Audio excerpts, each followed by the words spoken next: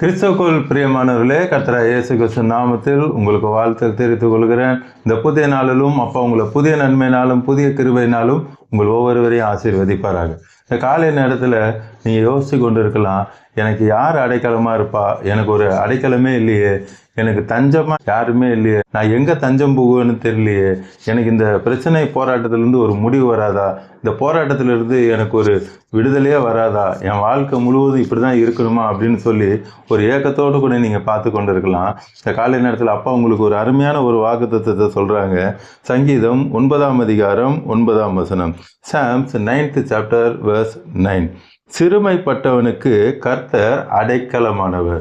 நீங்கள் சிறுமைப்பட்டிருக்கன்னு நினைக்கிறீங்கள, எனக்கு யாராவது உதவி செய்வாங்களான்னு சொல்லி ஏங்கி கொண்டு இருக்கிறீங்கள, உங்களுக்கு தான் அப்பா சொல்கிறாங்க, சிறுமைப்பட்டு இருக்கிற உங்களுக்கு தான் அப்பா அடைக்கலமாக இருக்கிறார். நெருக்கப்படுகிற காலங்களில் அவரே தஞ்சமானவர். உங்களுக்கு நெருக்கம் இருக்குல்ல, அந்த நெருக்க காலத்தில் உலகத்தில் இருக்கிற சொந்தக்காரங்களோ உங்கள் க்ளோஸ் ஃப்ரெண்ட்ஸோ யாருமே தஞ்சமாக இருக்க மாட்டாங்க.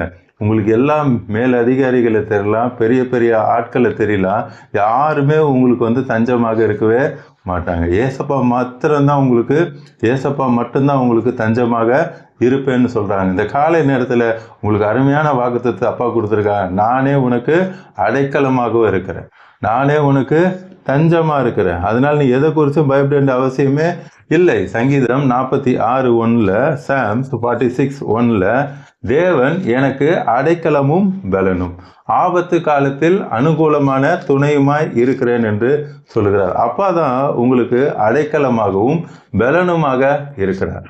ஆபத்து காலத்தில் அப்பா தான் உங்களுக்கு துணையாக இருக்கிறார். இந்த உலகத்தில் பார்த்தீங்கன்னா க்ளோஸ் ஃப்ரெண்ட்ஸு சொல்லுவாங்க, ஆனால் பிரச்சனை வரும்போது தான் தெரியும் அவங்க நம்மளுக்கு க்ளோஸ் ஃப்ரெண்ட்ஸா இல்லை நம்மளுக்கு க்ளோஸ் பண்ணுற ஃப்ரெண்ட்ஸா என்று சொல்லி. இன்று அப்பா ஒருத்தர் மாத்திரம்தான் உங்களுக்கு நான் அடைக்கலமாக இருக்கிறேன் என்று சொல்லுகிறார். உங்கள் ஆபத்து காலத்தில் நான் உங்களுக்கு துணையாக இருக்கிறேன், ஹெல்ப், ஐ ஆம் த ஹெல்ப் என்று சொல்ல. ஏசாயால அருமையான ஒரு வார்த்தை சொல்லுவாங்க, கர்த்தராகிய ஆண்டவர் உனக்கு துணை செய்கிறார், ஆகையால் வெட்கப்படேன், நான் வெட்கப்பட்டு போவதில்லை என்பதை அறிந்திருக்கிறேன். எந்த சூழ்நிலையிலும் நீங்கள் வெட்கப்பட்டு போக வேண்டிய அவசியமே இல்லை. அவரே உங்களை பாதுகாப்பார், அவரே உங்களுக்கு அடைக்கலமாக இருந்து உங்களை அவருடைய மறைவிடங்களில் ஒளித்து வைத்திருக்கிறேன் என்று சொல்லுகிறார். சங்கீதம் 91ஆம் அதிகாரம் 1-2 வசனத்தில் பார்ப்போம்னா, Psalms 91 verse 1 and 2, உன்னதமானவரின் மறைவில் இருக்கிறவன் சர்வ வல்லவருடைய நிழலில் தங்குவான். நான் கர்த்தரை நோக்கி, நீர் என் அடைக்கலம், என் கோட்டை, என் தேவன், நான் நம்பி இருக்கிறவர் என்று சொல்லுவேன். தாவீது அந்த வார்த்தையை சொன்னார்.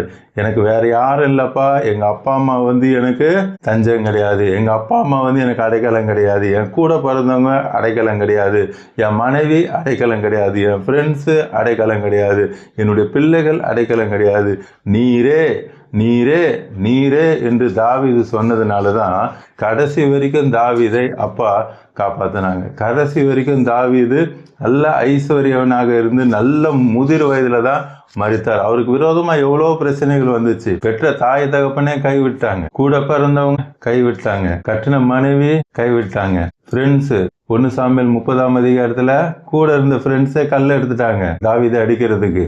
பெற்ற பிள்ளை அப்சலோம் கொலை செய்ய பார்க்குறான். இப்படி எப்பக்கத்திலும் நெருக்கப்பட்டேன் என்று தாவீது அருமையான ஒரு வார்த்தையை சொல்கிறேன். நான் எப்பக்கத்திலும் நெருக்கப்பட்டேன். அவ்வளவு நெருக்கத்தின் மத்தியில தான் அவர் சொல்றாரு, அவருடைய வாழ்க்கையில அனுபவபூர்வமாக சொல்றாரு, யாருமே எனக்கு ஒத்தாசை கிடையாது, ஏசப்பா மட்டும்தான் ஒத்தாசை. நல்லா இருக்கும்போது 4 பேர் வருவாங்க, நீங்கள் கஷ்டப்படும் போது ஒருத்தரும் வரமாட்டாங்க. அந்த கஷ்டப்படுகிற நேரத்தில் வருகிற ஒரே ஒருத்தர் யாருன்னா நம்மளுடைய அப்பா ஏசப்பா தான். அப்பா சொல்கிறாங்க, நானே உனக்கு அடைக்கலமாக இருந்து தஞ்சமாக இருந்து நான் உங்களை உயர்த்துவேன் என்று சொல்லுகிறார். நீதிமொழிகள் 18ஆம் அதிகாரம் 10வது வசனம், Proverbs 18th chapter verse 10, கர்த்தரின் நாமம் பலத்த துருகம். கர்த்தருடைய நாமம் எப்படிப்பட்டது? பலத்த துருகமாக இருக்கிறது, நீதிமான் அதற்குள் ஓடி சுகமாக இருப்பான். இனி நீங்கள் சுகமாக இருக்க போகிறீங்க. இவ்வளோ நாள் அழுகையோடு கூட கண்ணீரோடு கூட வேதனையோடு கூட கடந்து வந்துட்டீங்க. எனக்கு ஒரே கடன் பிரச்சனை, கடன்காரங்க ஒரே தொல்லை கொடுத்துட்ருக்குறாங்க, எனக்கு சொந்தமாக ஒரு வீடு இல்லை, வாடகை வீட்டுக்கு நான் அலைந்து கொண்டே இருக்கிறேன், எனக்கு வியாதிக்கு மேலே வியாதி வருது, ஒரு வியாதி சரியான இன்னொரு வியாதி வருது, என் பிஸ்னஸ் ஆசீர்வாதமே இல்லை, ஒரு செழிக்கவே மாட்டேங்குது, என் பிள்ளைகளுக்கு ஒரு நல்ல வேலை இல்லை, பெர்மனண்டான வேலை இல்லை, இப்படி ஏதோ ஒன்று குறித்து நீங்கள் கவலைப்பட்டு கொண்டே இருக்கிறீங்க. எனக்கு ஒரு நல்ல எதிர்காலம் வராதா, என் பிள்ளைகளுக்கு ஒரு நல்ல எதிர்காலம் வராதா, நாங்கள் ஒரு சமாதானமாக சந்தோஷமாக இருக்க மாட்டோமா அப்படின்னு சொல்லி நீங்கள் ஏக்கத்தோடு கூட இருக்கிறீங்க. உங்களுக்கு தான் இன்றைக்கி அப்பா அருமையான வார்த்தை சொல்கிறாங்க, நீங்கள் சுகமாக இருப்பீங்க. 3 யோவான்ல 2ஆம் வசனத்தில் அப்பா சொல்றான், பிரியமானவனே, உன் ஆத்மா வாழ்கிறது போல நீ எல்லாவற்றிலும் வாழ்ந்து சுகமாயிரு, அப்பா நிச்சயமாக உங்களை சுகமாய் தங்க பண்ணுவேன் என்று சொல்றாங்க. நாகும் 1ஆம் அதிகாரம் 7ஆம் வசனம். நாகும் 1 chapter verse 7. கர்த்தர் நல்லவர், இக்கட்டு நாளிலே அரணான கோட்டை. அப்பா எப்படிப்பட்டவங்க? நல்லவங்களா இருக்காங்க. அப்பா மாத்திரம்தான் நல்லவங்க, வேற யாரும் இந்த உலகத்துல நல்லவங்களே கிடையாது. அப்பாவோட வார்த்தை சொல்றாங்க, பூமியில ஒருவனும் நீதிமான் இல்லை, யாருமே நீதிமான் இல்லை, ஏசப்பா மட்டும்தான் நல்லவங்க. அதுதான் அருமையா வேதம் சொல்லுது. கர்த்தர் நல்லவர் என்பதை ருசித்து பாருங்கள், அவர் மாத்திரம்தான் நல்லவர். கர்த்தர் நல்லவர், இக்கட்டு நாளிலே அரணான கோட்டையா இருக்கிறார். உங்க பிரச்சனை நாள்ல, உங்க போராட்ட நாள்ல, உங்க வேதனை நாள்ல அவர் தான் உங்களுக்கு அரணான கோட்டையாக இருக்கிறார். தம்மை நம்புகிறவர்களை அவர் அறிந்திருக்கிறார்.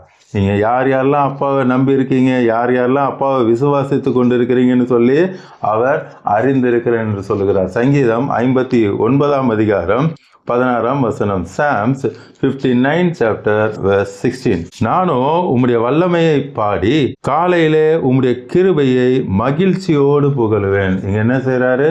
அவர் மகிழ்ச்சியோடு அப்பாவை துதித்து கொண்டே இருக்கிறாங்க. இன்னைக்கு அப்பா சொல்லுகிற வார்த்தை, நீங்க பிரச்சனை போராட்டம் அதையே நினைச்சிட்டு அழுது கொண்டே இருக்காதீங்க, அப்பாவை துதித்து கொண்டே இருங்க. அவர் துதிகளில் பிரியப்படுகிற தேவன். அவர் எந்த நேரத்தில் இப்படி துதித்து கொண்டிருந்தார் தெரியுமா? அதே 59ஆம் அதிகாரத்தில் ஃபர்ஸ்ட் பிராக்கெட்ல போட்டிருக்காங்க பாருங்க.